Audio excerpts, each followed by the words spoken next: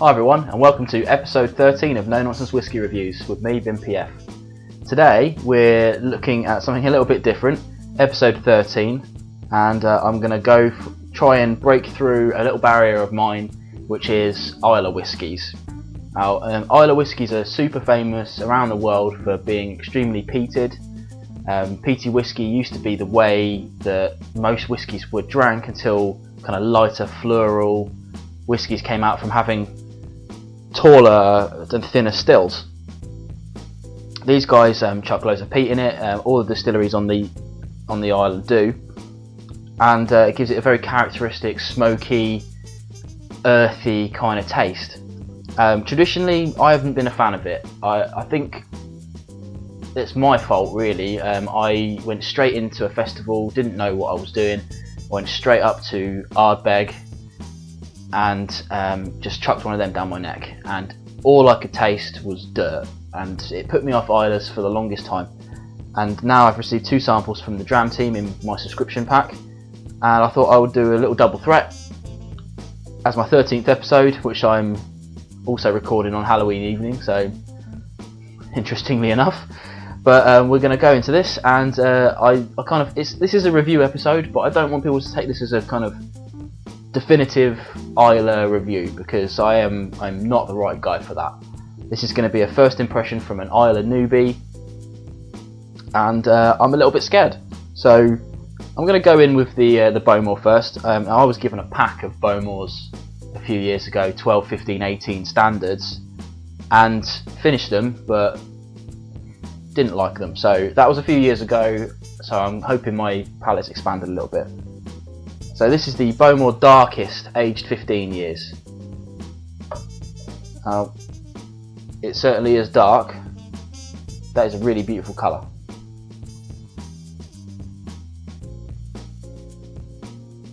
Okay, well, off the bat, I don't get that kind of traditional Islay smells. I would have expected to smell a lot of smoke, but this seems very light. It smells almost fruity. Okay, let's give it a taste.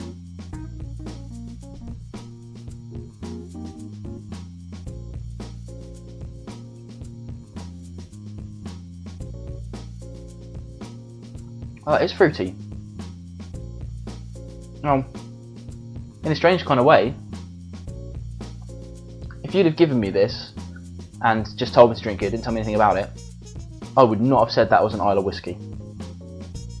Not in comparison to the ones I've had before. And if you'd have told me it was a Bowmore 15, I'd have told you were lying.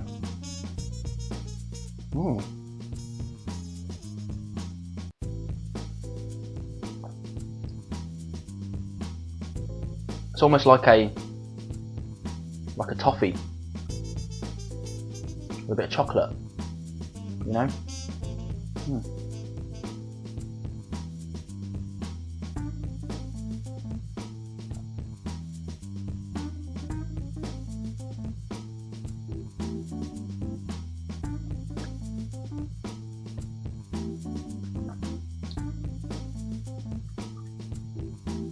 Wow, I'm genuinely impressed. You know, I really didn't think I would like that.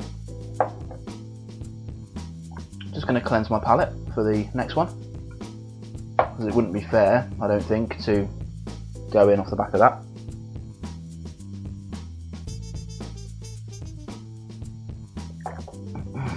Let that take effect. Okay, so impressed by the Bowmore. Right, so move on.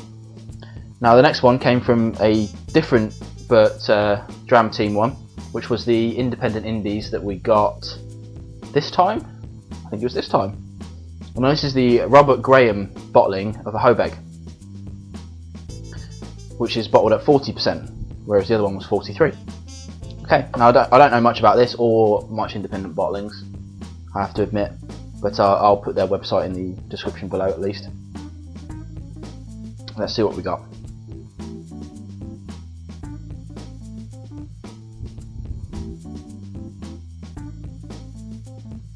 This actually smells sweet as well. I'm very surprised that I'm not picking up Islay whiskey smell off the nose. Really am surprised. It definitely smells like wood, with some sweeter stuff in there, maybe some salts, a bit salty. I wouldn't want to say seaside, it's not that kind of repulsive seaside smell, but definitely some salt in there. Let's try it.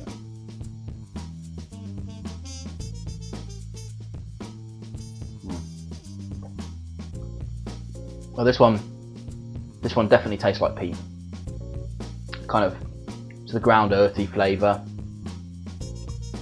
peaty, smoky, that kind of smell. Very light. It's not overpowering at all by any means. Certainly not disgusting, which is something that I would say. I mean, now I've had these two. A third of my Islay experience has been gross. So 2 out of 3 now, pretty good.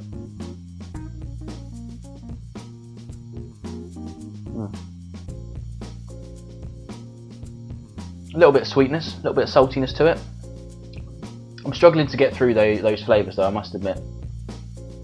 I'm sure some people will be able to tell me there's more behind all of it, but for me, I'm just dealing with the smoke that I get and a couple of sweet and salty flavours. Hopefully, the more I have of these, the more I'll be able to break through that.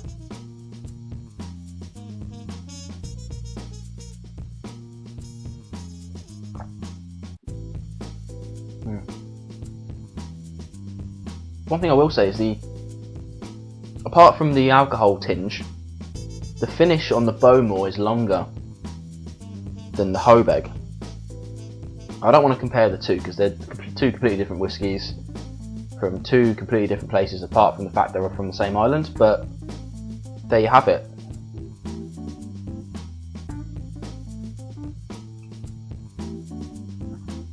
Wow. Colour me surprised. I've enjoyed both of these. If I had to compare the two, I would say I preferred the Bowmore more, and the Hoebeg slightly less. I think that I would probably pick a sherry cask or similar over these two. That said, I now wouldn't be averse to trying these guys. From my experience, I've been into whiskey for about sort of 10 years now, right from the supermarket blends all the way up to sort of 200 quid plus bottles, and I've not been a fan of Islays, and these taste a lot better than the ones I've had before. So maybe my palate's changing and maybe it's a good entry point, but all I can tell you is that for my palate, if you've watched what I've done before, then if you agree with my palate, then I would say that these two are good entry level Islays. Very pleasantly surprised. Well, that concludes episode 13 of No Nonsense Whisky. Hope you enjoyed it. Please feel free to comment below. Let me know any other Islays you think I should try, especially if you've had these two before. If you thought that my thoughts were different to yours, please let me know. Likes and subscribes always welcome, and don't forget to check out my Twitter feed for potential kind of votes for the next week's review. Alright, I'll see you next week.